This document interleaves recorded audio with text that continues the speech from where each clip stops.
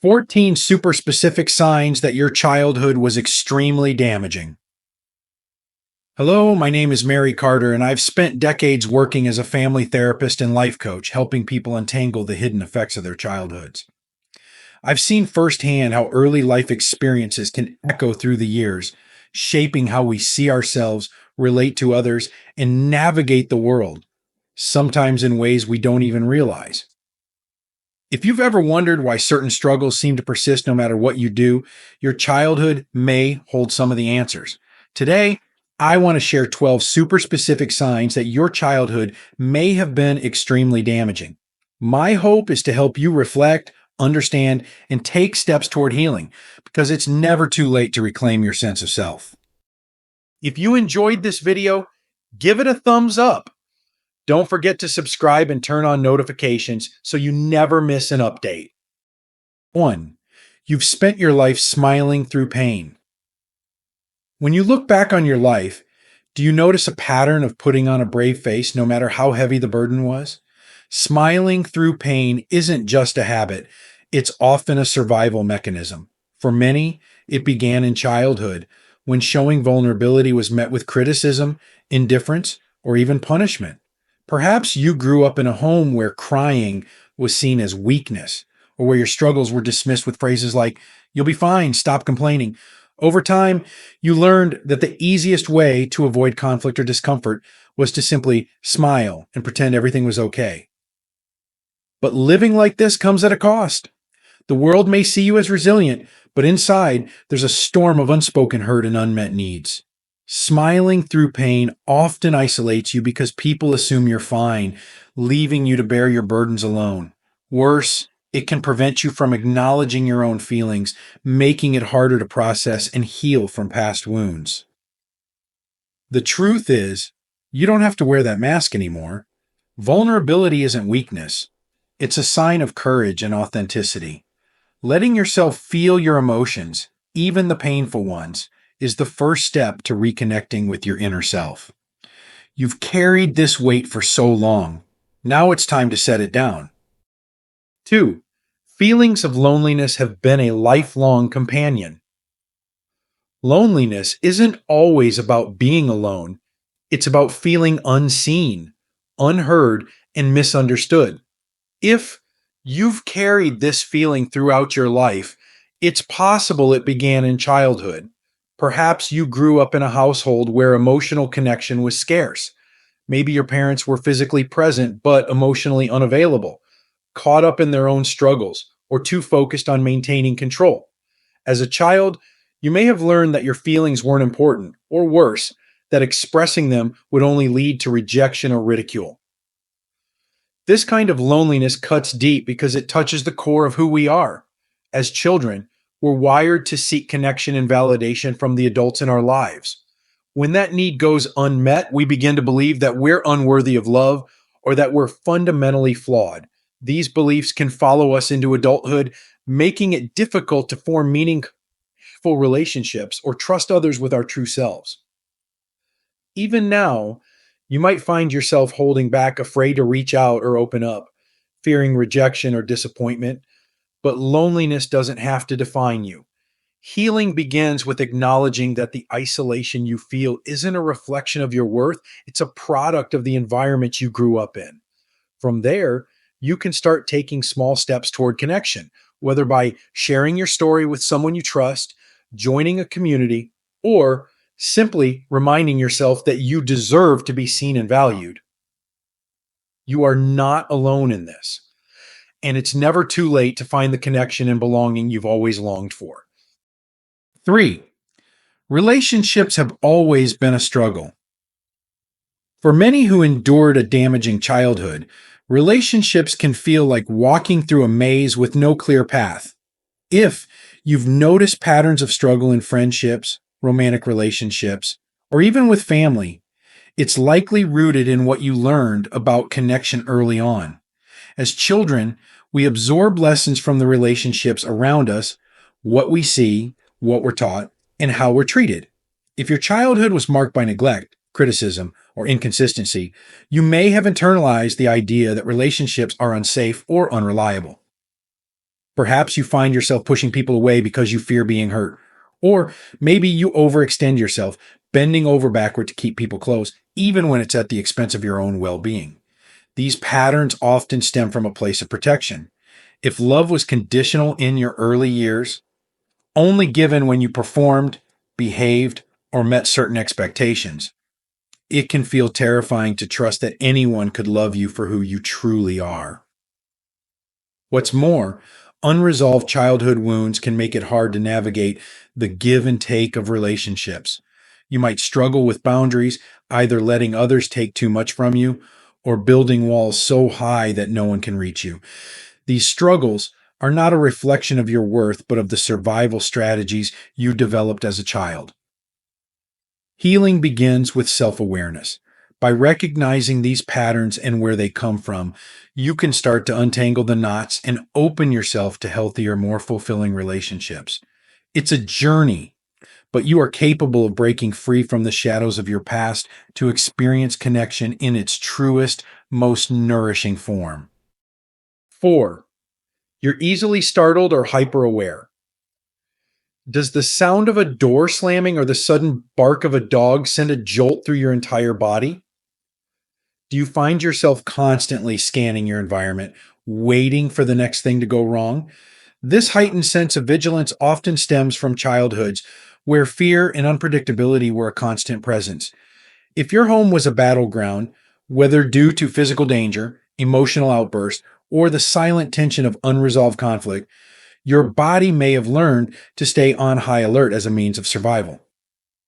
Even decades later, that survival mode can persist.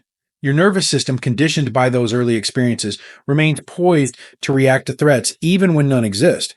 This can leave you feeling exhausted, both physically and emotionally, as your mind and body struggle to distinguish between past dangers and present realities. Being easily startled isn't just a quirk. It's a message from your body that it's still holding on to the fear and instability of your childhood. But there's hope. You can begin to soothe your nervous system and teach it that the world isn't as dangerous as it once seemed. Practices like mindfulness, deep breathing, and grounding exercises can help you regain a sense of calm and control. Your heightened awareness, while once a shield, no longer needs to dictate your life. With patience and support, you can teach your body to let go of its constant vigilance, making room for peace and a deeper sense of safety. You deserve to live in a world where your guard doesn't have to be up all the time. 5. You change who you are based on who's in the room. Have you ever noticed yourself shifting like a chameleon, adapting your personality, tone, or even your emotions depending on who you're with? This behavior often takes root in childhood, where you may have learned that being yourself wasn't safe or acceptable. Perhaps your family environment was unpredictable. One moment calm, the next erupting into criticism or chaos. To navigate this, you might have developed a survival strategy. Become whoever you need to be to keep the peace. This constant shifting can leave you feeling ungrounded, as though you're always performing but never truly living. It's exhausting to constantly monitor the mood and expectations of others, shaping yourself to fit what they need or want. Over time, this pattern can erode your sense of self. You might find yourself asking, who am I really? What do I actually think, feel, or want? The pain of this dynamic runs deep because it denies you the freedom to be authentically you. But here's the truth. You are not responsible for managing everyone else's feelings or expectations. Reclaiming your identity starts with small acts of self-honesty, allowing yourself to notice when you're shifting to please someone else and gently asking, what do I need in this moment? It's a process and it takes time, but you deserve to step into spaces as your whole, authentic self, not a version edited to keep others comfortable. You are enough just as you are. 6. Guilt and shame seem to follow you everywhere. Do you find yourself apologizing for things that aren't your fault or feeling waves of guilt over the smallest misstep? Does criticism, no matter how constructive, leave you feeling as though you've failed completely? This overwhelming guilt and shame often originate in childhood environments where love and acceptance were conditional. If you were made to feel responsible for others' happiness or frequently criticized, you may have internalized the belief that you were inherently not enough. As a child, guilt may have been used to control or manipulate you, teaching you to believe that any mistake, no matter how minor, reflected a deep flaw in your character. This leaves a lasting mark, one that can follow you into adulthood, making it hard to trust yourself or feel worthy of forgiveness. But here's what you need to know. Guilt and shame are not facts. They are feelings, often distorted by the past. You are not defined by your mistakes or the criticisms of others. Learning to separate your worth from external expectations is key to breaking free from this cycle. Start by practicing self-compassion. When guilt or shame arises, ask yourself, is this feeling truly mine, or is it something I was taught to carry? With time, you can learn to quiet the voices of criticism in your mind and replace them with kindness and understanding. You are not broken. You are human, deserving of grace just like everyone else. 7. You've always had a small or non-existent social circle. Do you find it hard to form or maintain friendships, often feeling like an outsider looking in? If so, this pattern might trace back to your childhood, where early lessons about trust, connection, and belonging were shaped. Perhaps your family didn't prioritize emotional closeness, or maybe you were taught, explicitly or implicitly, that relationships came with risks of judgment, rejection, or betrayal. Growing up in an environment where love felt conditional, or where emotional safety was scarce, can make forming connections in adulthood feel daunting. You might feel unworthy of friendships or unsure of how to navigate them, fearing that getting close will eventually lead to hurt. Or maybe you found comfort in solitude, even when you secretly long for deeper relationships, because it feels safer than facing the vulnerability of opening up. This isolation isn't a reflection of your worth, it's a protective response to past wounds. But connection is a human need, and it's never too late to nurture it. Start small. Reach out to someone who makes you feel safe or join a group where shared interests create natural bonds. Friendship isn't about being perfect, it's about being present, and you are deserving of the warmth and understanding that comes with true connection. 8. Authority figures trigger strong reactions. How do you feel when faced with authority? Do you instinctively comply, swallowing your opinions and needs, or do you bristle and resist, even when the situation doesn't call for it? These strong reactions often stem from childhood experiences where authority figures, parents, teachers, or others, exerted power in ways that felt oppressive, dismissive, or even harmful. If you grew up in an environment where questioning authority led to punishment, you might have learned to silence your voice, prioritizing compliance over authenticity. On the other hand, if authority was wielded in a way that felt unjust or unpredictable, you might now respond with defiance, protecting yourself from ever feeling powerless again. Both reactions are rooted in the same fear, the loss of control and the vulnerability that comes with it. As an adult, these dynamics can spill into your relationships with bosses, partners, or even peers, making it hard to engage with authority in a balanced way. But you're not stuck in these patterns. By reflecting on the origins of these feelings and practicing self-assertion in safe, small ways, you can begin to build a healthier relationship with authority, one that honors both your voice and your boundaries. You have the right to stand tall in the presence of authority, neither shrinking nor fighting, but simply being yourself. Your worth is not determined by how others see you or by how well you comply. It's inherent, unshakable, and yours to claim. 9. You feel envious of loving parent-child relationships. Have you ever watched a parent gently comforting their child or seen a family laughing together and felt an ache deep inside? It's a longing that stirs in the heart, a wish for what could have been. If you grew up in a home where love was conditional, affection was scarce, or conflict overshadowed connection, these moments of tenderness between others can awaken a sense of loss. This envy is not something to be ashamed of. It's a reflection of your unmet needs, the nurturing and security you deserved but may not have received. It's natural to wonder what your life might have been like if you had grown up in an environment filled with warmth and acceptance. Perhaps you would have felt safer to explore your identity or more confident in your worth. While we cannot rewrite the past, we can honor those feelings of longing as a way of acknowledging the child within us who deserved more. And in doing so, we can begin to cultivate those qualities in our current lives, seeking relationships that feel safe, showing kindness to ourselves, and offering the love and understanding we once yearned for. Healing doesn't mean forgetting. It means learning to fill those empty spaces with care and compassion, one small act at a time. 10. You revert to a childlike state around your parents. Do you find yourself slipping into old roles when you're around your parents, no matter how much you've grown? Perhaps you feel small and unsure, as though their presence erases the confidence you've built as an adult. For many, this regression is rooted in a childhood dynamic where the parent's authority was absolute and their expectations defined your identity.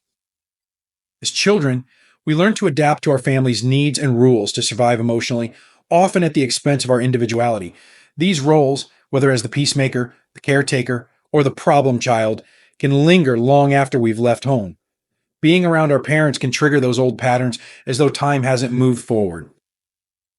This regression isn't a failure on your part. It's a deeply ingrained response to a lifetime of conditioning. Recognizing it is the first step toward breaking free. You have the right to redefine your relationship with your parents, not as their child, but as an equal adult. That may involve setting boundaries, advocating for your needs, or simply reminding yourself that their expectations no longer determine your worth. You are more than the role you were assigned in childhood. By stepping into your adult self, even in their presence, you reclaim your identity and affirm that your value comes from within, not from how others see or treat you. 11. You struggle to know what you truly want. Do you ever feel uncertain about what you want, as though your own desires are buried beneath layers of confusion? This struggle can feel like walking through a fog, unsure of where to step next or what direction will bring you joy. If you grew up in an environment where your needs were dismissed or overshadowed by the demands of others, it's no wonder this sense of clarity feels elusive. As a child, you might have learned that expressing your preferences wasn't safe or welcomed, that they were less important than pleasing others or avoiding conflict. Over time, you may have silenced your inner voice, pushing aside your dreams and opinions to fit the mold someone else had for you. This self-neglect can become so deeply ingrained that, as an adult, even simple decisions can feel overwhelming. Reconnecting with your true desires is a process of rediscovery. It starts with giving yourself permission to ask, "What do I want?" and listening without judgment. Pay attention to the small things that spark joy or curiosity. They are breadcrumbs leading you back to yourself. With time and patience, you can rebuild that inner connection and learn to trust your own voice. Your desires are valid, and the journey to rediscover them is worth every step. 12. You overshare or keep everything locked inside. Do you find yourself either sharing too much, too quickly, or holding everything inside, afraid to let others see your true self? These extremes often stem from a childhood where boundaries were unclear or non existent. If you grew up in a home where emotional connection was inconsistent, you may have developed a pendulum like pattern of communication, either pouring out everything in an attempt to be understood or shutting down entirely to protect yourself. Oversharing can be a way of seeking validation or connection, driven by a deep fear of being overlooked or dismissed. On the other hand, keeping everything locked inside may feel safer, as though revealing too much could leave you vulnerable to judgment or rejection. Both responses are rooted in the same pain, a childhood where emotional safety was not guaranteed. Healing begins with understanding your relationship with boundaries. It's okay to take your time in deciding what to share and with whom. Not everyone has earned the right to your deepest thoughts, and that's perfectly healthy. Likewise, you don't have to carry everything on your own. Opening up to trusted people can bring relief and connection. Striking a balance takes practice, but it's possible to find a middle ground where you feel both authentic and safe. You deserve to be seen, not too much, not too little, but just as you are. 13. You feel responsible for everyone else's emotions. Do you often find yourself walking on eggshells, constantly adjusting your behavior to keep others happy? Perhaps you instinctively sense when someone is upset and feel compelled to fix it, even if their distress has nothing to do with you. This tendency to take responsibility for others' emotions often stems from childhood experiences where your role was to mediate, comfort, or even manage the emotional outbursts of the adults around you. As a child, you might have learned that keeping the peace was your job, especially if your caregivers were unpredictable or emotionally volatile. This survival strategy may have served you then, but as an adult, it can lead to exhaustion, resentment, and a loss of your own identity. Constantly prioritizing others' feelings over your own leaves little room for self-care or genuine connection. Healing starts with reminding yourself that you are not responsible for how others feel. Their emotions belong to them, just as yours belong to you.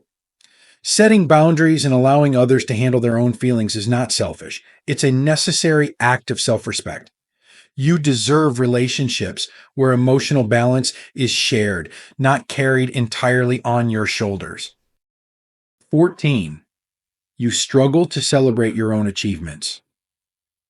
Do you downplay your accomplishments or feel uneasy when someone praises you?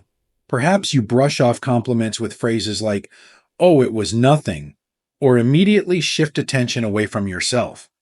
This discomfort often stems from a childhood where achievements were either ignored, minimized, or tied to impossible standards. Instead of feeling proud, you might have been made to feel that you were never good enough or that celebrating yourself was arrogant or selfish. This dynamic can leave a lasting imprint, making it difficult to acknowledge your worth or enjoy the fruits of your hard work.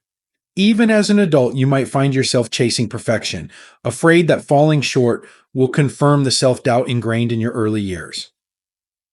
Relearning how to embrace your successes begins with small steps. Start by pausing when you receive a compliment. Simply say, "Thank you," and let yourself feel the warmth of recognition. Reflect on your achievements, no matter how small, and allow yourself to take pride in them. Celebrating your accomplishments isn't selfish. It's a way of honoring your efforts and affirming your inherent value. You deserve to stand tall in your own light, knowing that your contributions and strengths matter. Embracing the journey toward healing. Reflecting on these signs can be a bittersweet experience. On one hand, it may bring clarity to feelings and patterns you've carried for years. On the other, it can uncover sadness for the childhood you deserved but didn't have. Both emotions are valid, and it's important to honor them without judgment. Recognizing the impact of your past isn't about blame, it's about understanding. It's about shining a light on the shadows that have shaped you so that you can begin to walk a different path. Healing from a damaging childhood is not a straight line. It's a winding journey filled with moments of pain, discovery, and growth. But it's a journey worth taking because at the heart of it lies the freedom to live authentically, untethered from the weight of old wounds. It's about reclaiming your identity, your voice, and your joy. Remember, you are not defined by your past. You are defined by the strength it took to survive, the courage it takes to face these truths, and the hope that propels you forward. Even if you've carried these burdens for decades, it's never too late to release them and embrace the life you've always deserved. Surround yourself with people who uplift you, Seek support when you need it and offer yourself the compassion you may not have received as a child. Every small step you take toward healing is a victory. You are worthy of love, connection, and peace, not because of what you do, but simply because of who you are. Your past may have shaped you, but it doesn't have to define your future. Healing is a brave act of self-love, and you are capable of it. Take this journey one day at a time, and always remember, you are stronger than you know, and your story isn't over yet. You are becoming, step by step, the person you were always meant to be. These lessons are meant to inspire you to live fully and authentically. Now, I'd love to hear from you. Take a moment to reflect and share one thing you've learned and plan to apply in your own life. Let's support each other on this journey toward embracing these truths. If you enjoyed this video, please leave a comment with 1. If not, feel free to comment with 0. Your feedback means a lot to us. Don't forget to like, share, and subscribe to our YouTube channel for more content like this. Thank you for watching, and here's to living life on your own terms.